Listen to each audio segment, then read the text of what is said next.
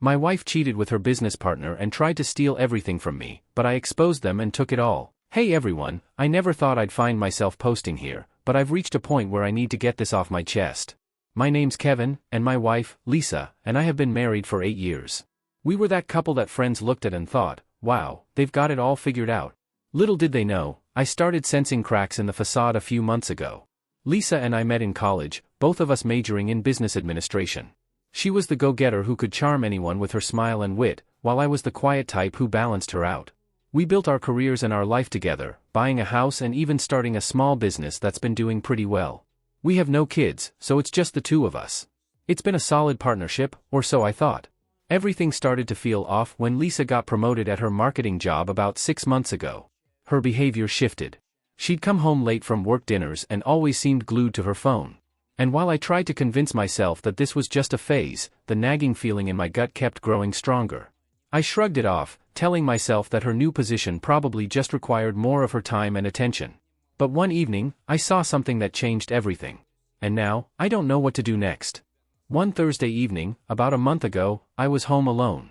Lisa had texted earlier saying she'd be at another one of those work dinners and not to wait up for her. I'd gotten used to it by then, but something in me just snapped. I decided to go through our shared computer to see if I could get some clarity. I opened up the browser, and there it was, a series of emails from a contact named Amanda Work, which struck me as odd since I'd never heard of an Amanda at her company. Most of the emails were boring, work-related threads, but as I scrolled down, one particular message caught my eye. It wasn't from Amanda at all. It was from someone named Mark, and his message started with, "Last night was incredible, Lisa. I can't stop thinking about how soft your skin felt under the moonlight." My heart started pounding. I read and reread that line, hoping somehow I'd misinterpreted it. But there was no mistake. Attached to the email was a picture of Lisa, dressed up in an outfit I'd never seen before, leaning against a balcony railing, smiling at the camera, a smile that wasn't meant for me. I wanted to throw the computer across the room. I wanted to scream, but I couldn't. Instead, I took a screenshot of the email and the photo, sent it to myself, and deleted the sent message from her account. That night, I hardly slept, staring at the ceiling while a million questions swirled through my mind. How long had this been going on? Who was Mark? Why had she done this to us? The next day, I couldn't look at her the same way. I asked her casually how the dinner went, and she smiled that same smile and said, "It was fine, just the usual." I nodded and pretended to believe her. But from that moment on, I knew I had to find out the truth. The realization that my wife had been lying to me burned deep inside. But I didn't want to act rashly. I needed proof, something concrete that would make her confront the reality of what she was doing. I'm not the type to jump to conclusions without evidence. So I took a few days to plan my next steps. First, I installed a tracking app on her phone. I'm not proud of it, but I had to know where she was really going during those late dinners. It was surprisingly easy since we share a family phone plan and I know the ins and outs of tech. I felt guilty, but I reminded myself that I wasn't the one who'd started lying. Next, I placed a small voice-activated recorder in her car. Lisa always leaves her purse in the car when she's at the office, and I figured any interesting conversations might happen during her commutes. If she was talking to Mark, I needed to hear it for myself. Over the next few days, I tried to keep my cool. I kept up the facade of the happy, clueless husband while secretly gathering the puzzle pieces of her betrayal. The tracking app showed her at a variety of locations, mostly office buildings and restaurants. But on Wednesday, she ended up in a place that made my stomach drop, a luxury hotel downtown. I watched the location blink on my screen as I stared at my phone, disbelief washing over me. She spent 2.5 hours there before heading back to the office. When she came home that evening, everything seemed normal. She was cheerful, even chatty, asking me how my day had been and whether we should order in for dinner. I played along, but my mind kept drifting back to the hotel. What was she doing there? Was Mark with her? I realized I wouldn't be able to get these answers without seeing it for myself. That's when I decided to book a room at the same hotel, just for a night, hoping to catch her in the act. I called the hotel and made a reservation for the following Friday under a fake name. I felt like I was losing my mind, going undercover in my own marriage, setting up a sting operation to catch the woman I'd spent nearly a decade building a life with. But I had to see it with my own eyes. That Friday, I told Lisa I was heading out of town for a business meeting and might stay overnight. She barely looked up from her phone, murmuring a quick, "Okay, have a safe trip." No questions, no concerns. If she was at all suspicious, she didn't show it. I packed an overnight bag, but I wasn't going anywhere far. As soon as I left the house, I drove straight to the hotel and checked into my room on the 6th floor. It felt surreal being there, knowing she might walk through the lobby at any moment, completely unaware that I was just upstairs, watching and waiting. The room I'd reserved had a perfect view of the entrance. I settled by the window and pulled the curtain back just enough to see without drawing attention to myself. Minutes turned into hours as I waited. Just when I started wondering if I'd miscalculated or if she'd changed her plans, I saw her. There she was, stepping out of a taxi, dressed in a fitted red dress I'd never seen before, one that hugged her body in all the right places. My heart clenched. She looked stunning, radiant even, like she was on her way to meet someone special. And then, as if on cue, he showed up. Mark. I recognized him immediately from the email photo. Tall, dark-haired, the kind of guy who looked like he stepped out of a men's fashion magazine. He walked over to her with a confident stride, and she beamed up at him, her whole face lighting up. He didn't hesitate, he wrapped his arms around her and kissed her right there in front of everyone. My stomach churned. Watching the woman I loved kiss another man felt like a dagger to the chest. But I forced myself to keep looking, to not turn away, because this was the proof I needed. I snapped a few pictures with my phone, my hands trembling. Every fiber of my being wanted to storm downstairs and confront them, but I held back. If I showed my face now, I'd lose my chance to find out how deep this betrayal ran. Lisa and Mark walked arm in arm into the hotel lobby. I grabbed my jacket and followed from a distance, staying out of sight. They headed straight for the elevator, and I slipped in just as the doors were about to close. They were so wrapped up in each other that they didn't even notice me standing in the corner, hidden behind a newspaper rack. Mark pressed the button for the 10th floor, and I knew exactly what to do next. As soon as they stepped off the elevator, I waited a few moments and then quickly followed. I kept my distance, watching as they made their way to a door at the end of the hallway. Room 1024. They went inside, and I could hear muffled laughter and voices through the door. My heart was pounding so hard I thought it might explode. I didn't know what I was expecting to feel, but it wasn't this. It wasn't this cold, detached sense of disbelief. It was like I was watching a movie starring two strangers, not my wife and some other man. I took a deep breath and reached into my pocket, pulling out the tiny camera I'd purchased. I'd already decided I wasn't going to burst in or make a scene. I'd be calm, methodical. I positioned the camera discreetly on a small shelf across from the door, angled perfectly to capture anyone leaving or entering the room. Then, I turned and walked back to my own room. I wasn't ready to see what was happening behind that door. But the evidence would be there, waiting for me, when I was strong enough to face it. The next morning, I woke up in the hotel room feeling completely drained. I hadn't slept much, my mind had been racing all night, replaying what I'd seen over and over. Part of me wanted to tear into that room and confront them then and there, but another part, the more calculating part, knew I had to wait. I needed more than just photos or a single video. I needed an undeniable record of what was happening behind my back. I checked my phone and opened the app connected to the camera I'd set up. My heart hammered as I watched the footage from the night before. At first, it was just the two of them entering the room. Mark's arm was draped possessively around her waist as she leaned into him, laughing at something he said. They disappeared inside, and for the next hour, the camera captured nothing but an empty hallway. Then, just after 11 p.m., the door opened again. Lisa stepped out, looking a little disheveled but in good spirits. She glanced around quickly, as if making sure no one was watching, then turned back to the room and waved Mark out. He joined her, holding her hand tightly, and they kissed once more before heading toward the elevators. I felt a wave of nausea roll through me. It was clear they hadn't just been talking in there. And that kiss, it wasn't the kind of kiss you give someone if you're worried about getting caught. It was the kind of kiss you give someone when you're so comfortable and secure in your secret that it's almost second nature. They left the hotel together, and the camera showed them getting into a cab and driving off. I rewound the footage and watched it again, just to make sure I hadn't missed anything. I could see it in her eyes, in the way she looked at him, that she wasn't just casually fooling around. There was something deeper there, something I hadn't seen in a long time when she looked at me. I knew I had to go home and act like nothing was wrong. But before I left, I grabbed my phone and called my lawyer, Linda. I'd known her for years, she'd handled some legal work for our business. When she picked up, I didn't mince words. Linda, it's Kevin. I need to talk to you about a divorce. There was a pause, and then she spoke softly. Kevin, I'm so sorry. I had no idea things were this bad. Are you sure? Yeah, I said, feeling the weight of it settling on my chest. I'm sure. But I need your help to make sure I don't come out of this empty-handed. Lisa and I built this life together, but she's not walking away with everything after what she's done. Linda agreed to meet with me the next day, and I left the hotel, trying to hold myself together as I made my way back home. When I walked through the front door, Lisa was in the kitchen, humming to herself as she made coffee. "Oh, you're back early," she said with a smile, turning around to greet me. "How was your trip?" I stared at her for a moment, struggling to keep my face neutral. She looked so normal, so innocent. It took everything in me to plaster a smile on my face and respond. "It was fine, just some boring meetings. Figured I'd get back home as soon as I could." Lisa crossed the room and kissed me lightly on the cheek, her lips brushing my skin with a familiarity that now felt foreign. "I'm glad. I missed you." The words felt like poison, seeping through my veins and paralyzing me. But I just nodded and hugged her back, pretending everything was fine. Over the next week, I kept gathering evidence. I checked the tracking app regularly and found that she was visiting that same hotel almost every Friday evening. She didn't even bother to hide it, claiming she had networking events that kept her out late. I knew she was lying, but I smiled and wished her a good time each time she left, watching her slip further and further into her deception. And then, the final piece fell into place.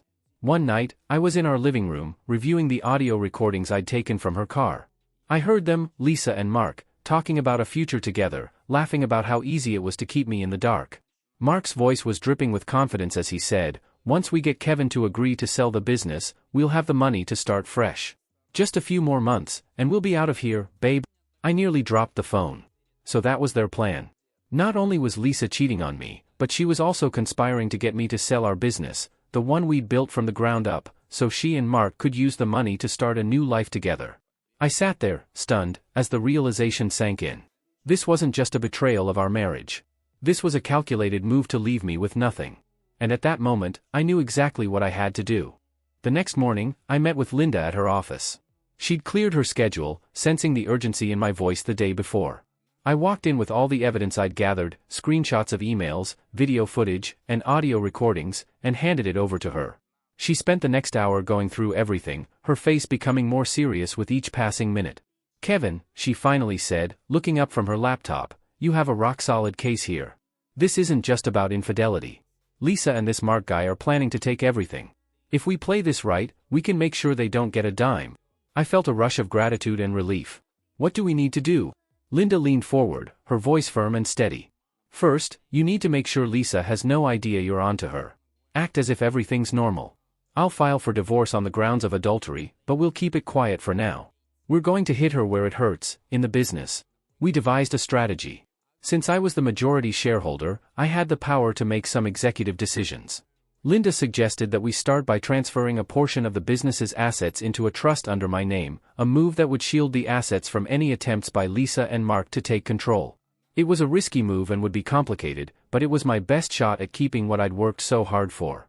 "Are you prepared for what comes next?" Linda asked. "If Lisa finds out before we're ready, she could try to manipulate the situation. We need her to think everything's fine." I nodded, swallowing hard. "I'm prepared. I just want this to be over." Over the next few days, I went through the motions of a normal life, greeting Lisa with a smile when she came home late from her work events and listening to her stories about her colleagues. Each time she lied to my face, I felt the rage simmering beneath the surface, but I kept it in check. If I showed my hand too soon, everything would fall apart. The day before I planned to confront her, I took one final precaution. I went to our bank and withdrew half of the money from our joint account, placing it in a separate account under my name.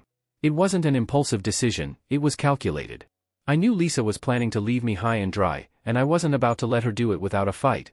That evening, Lisa was unusually affectionate. She cooked dinner, something she hadn't done in weeks, and suggested we have a date night at home. As we sat together, I felt the weight of what I was about to do settle over me. This was the last night we'd ever share like this. Part of me wanted to ask her why she'd done it, why she'd thrown away everything we had. But I stayed silent, savoring the bittersweet moment. The next morning, I woke up early. I had everything ready. Linda was set to file the papers as soon as I gave the signal, and I had my phone prepped to record the confrontation. I needed to see her reaction when I exposed her lies. I waited until after breakfast, when Lisa was sitting at the dining table scrolling through her phone. I took a deep breath, pulled out the manila folder containing copies of all the evidence I'd collected, and placed it in front of her. "What's this?" she asked, frowning slightly as she opened the folder. "It's everything I know," I said calmly. "About you. About Mark. About how you're planning to get me to sell the business and run off with him." Her face went pale. She stared at the documents, photos of her at the hotel with Mark, transcripts of their conversations, and the damning email that had started it all. "Kevin, I Don't, I interrupted, my voice cold and steady. I don't want to hear any more lies. I've been watching, listening. I know everything. So don't bother trying to spin it. For a moment, Lisa seemed at a loss for words. Then, as if a switch flipped, she straightened up and her expression hardened. You've been spying on me? This is disgusting, Kevin. You had no right? Stop, I said sharply. I had every right. I knew you were cheating, but I didn't know you were planning to destroy me. All those nights you came home late, all those times you smiled and told me how much you loved me, it was all fake, wasn't it? She opened her mouth, then closed it again, clearly trying to come up with some defense. But there was nothing she could say that would change what I'd already seen and heard. Here's what's going to happen, I continued, leaning forward. I've already filed for divorce. You won't get a cent of the business. As of today, the assets are protected in a trust under my name. And as for the house? You have until the end of the week to pack your things and leave. I'm keeping it. Lisa's eyes widened, and for the first time, I saw real fear there. You can't just kick me out, Kevin. I have rights. Not anymore, I said quietly. Not after what you've done. And don't think for a second that Mark is going to help you. Because I'm sending him the same folder I just gave you. Let's see how much he wants you once he knows the game is up. Lisa's face crumpled. Kevin, please. I made a mistake. We can work this out. I'll stop seeing him. I'll do whatever it takes to make it right. I shook my head slowly, feeling strangely calm. It's too late for that, Lisa. I'm done. And just like that, I stood up and walked away, leaving her sitting there, staring at the evidence of her own betrayal. The real confrontation was over, but I knew the battle ahead would be long and messy. But one thing was certain, I wasn't going to be the one left with nothing. I was taking my life back. And I was taking everything else, too. After I walked away, Lisa tried calling me over and over, but I ignored every single one. The next day, I received a frantic email from her, apologizing, begging for another chance. She said she'd end things with Mark immediately, that she'd been stupid and short-sighted. But it was all too late. Later that afternoon, I got a call from Linda. Kevin, you won't believe this. Mark has filed for a restraining order against Lisa. What? I asked, stunned. Yep, Linda confirmed. Turns out, after I sent him the evidence, he threw her under the bus. Wants nothing to do with her and accused her of harassment. She's on her own now. I hung up, feeling a strange sense of satisfaction. Everything she'd risked for him was falling apart, just like our marriage. With Mark out of the picture, she had no backup plan. And now, she was scrambling. When she showed up at the house later, crying and pleading at the door, I simply shook my head. Leave, Lisa. There's nothing left for you here. You wanted everything? Well, you lost it all. And with that, I closed the door, finally feeling free. After Lisa left, the silence in the house was almost deafening. I spent the first few days wandering around, getting used to the emptiness. There were no more late-night arguments, no awkward silences over dinner, and no more pretending. It was just me now, facing the reality of a life I had to rebuild from scratch. I made a point to change things up, getting rid of the furniture she had picked out, taking down pictures of us together, and donating anything that held too many memories of our time as a couple. It felt like clearing out the clutter in my mind, one piece at a time. I even repainted the living room walls a new color. Something bright, something different, something mine. In the meantime, news of our divorce spread quickly among friends and family. A few people reached out to me, offering support. Lisa's friends, who I thought would rally around her, ended up distancing themselves instead. I think they saw the evidence of her betrayal, too, and it shocked them to see how far she'd gone to deceive me, and herself. Some of them messaged me privately, apologizing for not believing me earlier. It was satisfying, in a way, to know that she'd burned bridges she hadn't even thought about. Professionally, I made sure everything was airtight. With Linda's help, I restructured the business so Lisa couldn't touch it. She tried once, through her own lawyer, but they quickly backed off when they saw how much evidence I had. I'd been thorough in preparing for this, and it paid off. She got nothing, no share of the business, no claim on the assets, not even the house. I made sure of that. Mark, on the other hand, didn't fare so well. The legal mess between him and Lisa played out in front of everyone. He filed for the restraining order almost immediately after I exposed the affair, wanting to protect his own reputation.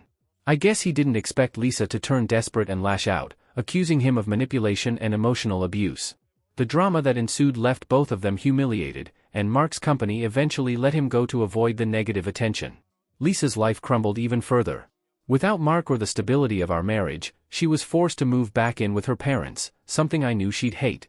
From what I heard through mutual friends, she's still trying to piece things back together. Every time she reaches out, asking to talk or to explain, I ignore her. There's nothing left to say. The house, now fully mine, became a symbol of my new beginning. One evening, I stood in the freshly painted living room, looking around at what I'd done. The emptiness that once felt overwhelming now felt liberating. I wasn't alone in a broken marriage anymore, I was free. That weekend, I invited a few close friends over for a casual get-together. It was the first time I'd had company since everything went down. We sat around, talking and laughing, and for the first time in months, I felt genuine joy. There was no need to pretend, no need to hide anything. It was just me, being myself again. As the night wound down, my best friend David pulled me aside. "Kev, I just want you to know. I'm proud of you. You went through hell, but you came out stronger. Most people would have let it break them." I nodded, feeling a strange mixture of sadness and pride. "Yeah, but I couldn't have done it without support. And now? I'm just glad it's over." He clapped me on the shoulder and grinned. "So what's next for you?" I thought about it for a moment, realizing I hadn't actually planned that far ahead. But for the first time in a long time, I didn't feel overwhelmed by the uncertainty. "I don't know, man," I said with a small smile. "But whatever it is, it's going to be on my terms." With that, I raised my glass in a quiet toast to myself, my resilience, my perseverance, and my freedom. Because while Lisa had tried to leave me with nothing, I'd ended up with something more valuable, a chance to rebuild my life exactly how I wanted. A few weeks later, as I settled into my new routine, I started feeling the weight of it all lifting. Life was still full of uncertainty, but I was no longer looking over my shoulder or dreading what might come next. The business was thriving again, and I felt a renewed sense of purpose as I poured my energy into expanding it. One day, I got an unexpected call from Lisa's mom. "Kevin, I just want to apologize for everything that's happened," she said quietly. We had no idea what she was doing. If we'd known, she trailed off, sounding genuinely remorseful. "It's okay," I replied, surprised at how calm I felt. "It's in the past now." But then she added something that took me off guard. "She wants to see you one last time, just to apologize in person." I know it's asking a lot, but I think it would help her understand the consequences of what she's done. I hesitated, unsure if I was ready for that kind of confrontation. After everything, did I really want to give her that satisfaction? But then I realized, this meeting wouldn't be for her. It would be for me. A chance to say what I needed to say and finally close that chapter. I agreed to meet at a small cafe downtown. When I arrived, I saw Lisa sitting alone at a corner table, looking more fragile and unsure of herself than I'd ever seen her. Her once confident smile was gone, replaced by a look of regret and sadness. "Kevin," she said softly when I sat down. "Thank you for coming." I nodded, letting her speak first. She started talking, apologizing, explaining, recounting how everything had spiraled out of control with Mark and how she felt trapped by her own choices. But as she went on, I realized something important. I didn't feel anger or resentment. I felt nothing. Just a calm acceptance that this was the end of our story. When she finally paused, looking at me with tears in her eyes, I simply said, "I hope you find whatever it is you're looking for, Lisa. But I'm done carrying the weight of your mistakes. I forgive you, not for you, but for me, so I can move on." Her face crumpled, and she reached out as if to touch my hand, but I pulled back gently. "Goodbye, Lisa. Take care of yourself." With that, I stood up and walked out of the cafe, feeling lighter than I had in years. I'd faced the woman who tried to tear me down and left with my head held high. Back at home that evening, I poured myself a glass of wine and sat on the porch, looking out at the sunset. The future was wide open, and for the first time in a long while, I was excited to see where it would take me. It was no longer about what I'd lost. It was about what I'd gained, a new beginning, a chance to live on my own terms. And as I sat there, I knew I'd finally found something Lisa could never take away: peace. The following months were transformative. It wasn't easy, and there were days when the loneliness crept back in, but each day I felt myself growing stronger. I threw myself into hobbies I'd abandoned during the marriage: hiking, photography, even trying my hand at cooking. I reconnected with old friends and started forming new connections. One evening, I received a message from an unexpected person, Mark's ex-wife, Angela. We'd only met once at a business function, but she reached out with a simple message: "I heard what happened. I'm sorry for everything you went through. If you ever want to talk, I'm here." Out of curiosity, I responded. We met for coffee the next weekend. Angela was as graceful and poised as I remembered, but there was a sadness in her eyes that mirrored my own experience. As we talked, I learned that she'd endured similar betrayals from Mark: empty promises, manipulations, and lies. It felt strange to bond over shared pain, but there was an unexpected comfort in it. We started meeting up occasionally, sharing stories and supporting each other through our recovery. It wasn't romantic, just two people trying to make sense of their lives after being burned. One evening, Angela shared something that left me speechless. "You know, Kevin," she said quietly, stirring her coffee, "Lisa reached out to me. She tried to get Mark back, even after everything. But he wants nothing to do with her." I shook my head, half in disbelief, half in pity. She really thought she could just waltz back into his life? "Yeah," Angela sighed. "She's still in denial, I guess. But I told her the same thing you did, she needs to face the consequences of her actions. No one's going to pick up the pieces for her anymore." Hearing that made me realize just how far I'd come. I wasn't defined by what Lisa had done to me, and I didn't need to seek validation through her suffering. I had my own path now, and it didn't involve looking back. Months passed, and life started to feel normal again. I focused on expanding the business, even launching a new branch in a nearby city. It became a way to channel my energy and passion, something that was wholly mine. The business flourished, and for the first time, I felt a genuine sense of pride in what I'd accomplished. One day, while organizing my office, I came across an old photo of Lisa and me, taken years ago when we were first starting out.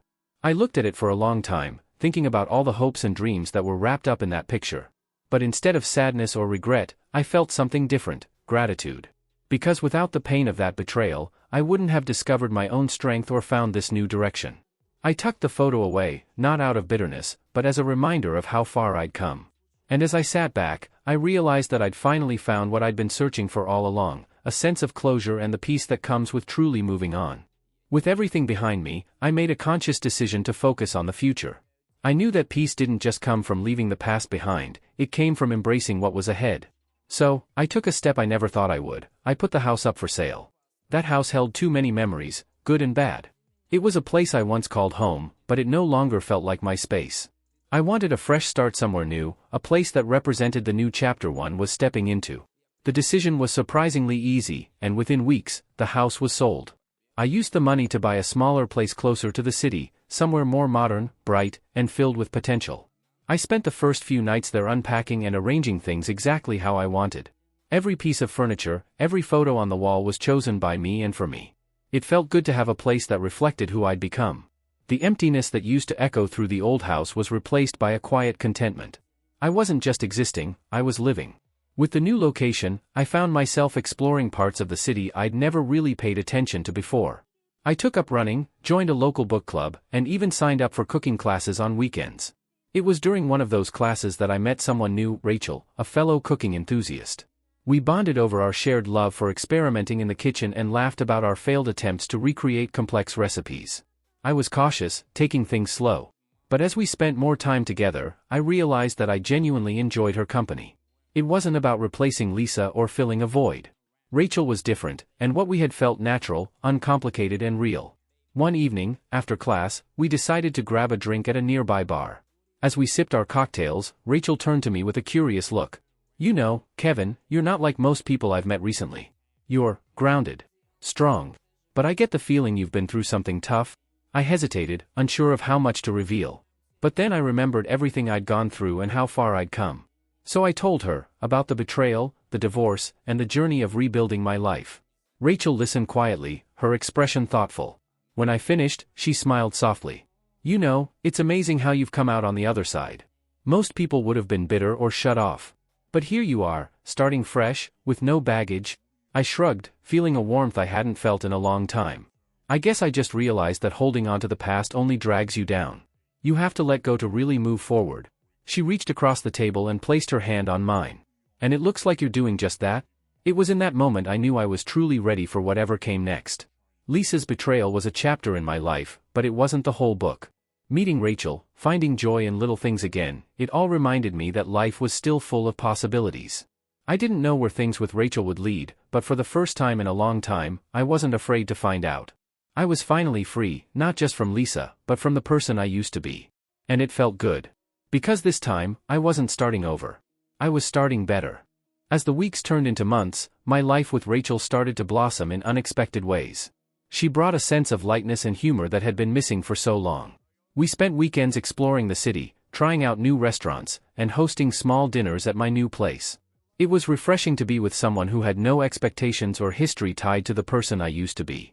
One Saturday afternoon, we decided to take a drive out to a nearby vineyard. It was one of those perfect fall days, crisp air, clear skies, and the leaves just beginning to turn gold and red. We toured the vineyard, tasting wines and chatting with the owners, then found a quiet spot overlooking the rolling hills. As we sat there, sipping a rich red wine, Rachel glanced over at me with a curious smile. "Do you ever regret it?" she asked softly. "Everything you went through with Lisa, I mean." I paused, considering her question. There was a time when the mere mention of Lisa would have sent a wave of bitterness through me. But now, I felt only a sense of calm acceptance. "Sometimes," I admitted. "Not for losing her, but for losing all that time spent believing in something that wasn't real. But then I think about where I am now, and I wouldn't trade this for anything."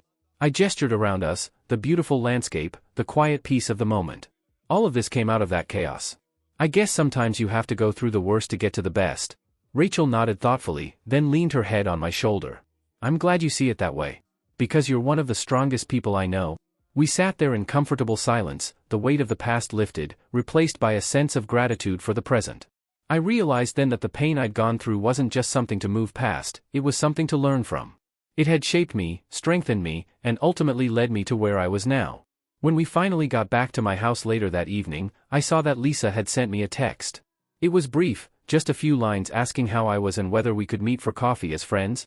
I stared at the message, feeling no anger, no desire to respond, just a sense of finality.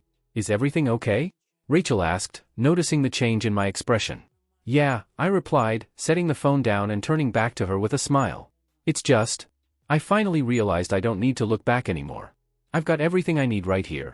She smiled, and we spent the rest of the evening cooking dinner together, laughing and talking as if we'd known each other for years.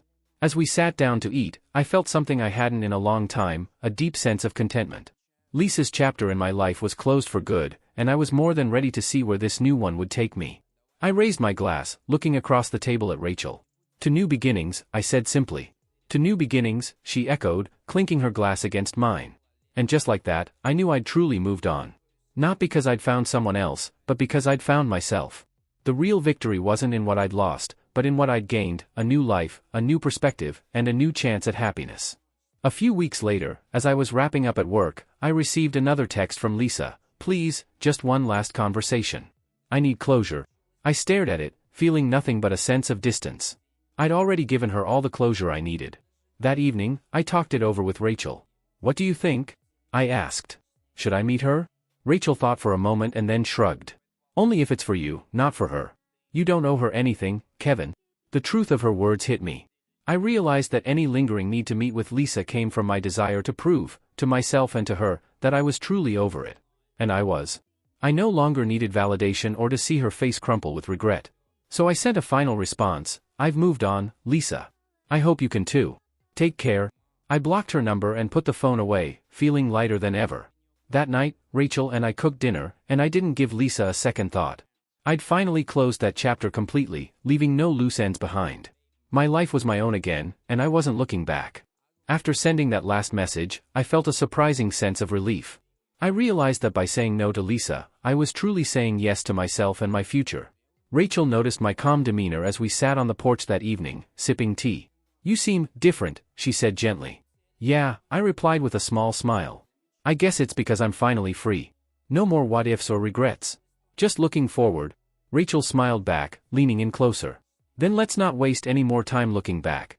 I nodded, and as we sat there, watching the sun set, I knew I was exactly where I was meant to be, free from the past, focused on the present, and excited for whatever came next. With everything behind me, I found myself embracing life in a way I hadn't for years.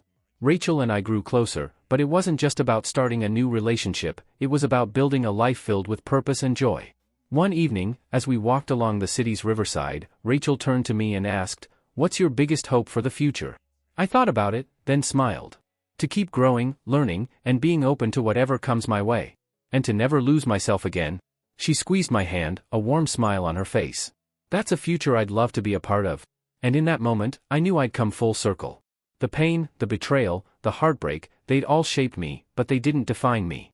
I was stronger, wiser, and, most importantly, at peace. I didn't just survive, I thrived. And now, I was ready for whatever came next, fully embracing my new beginning.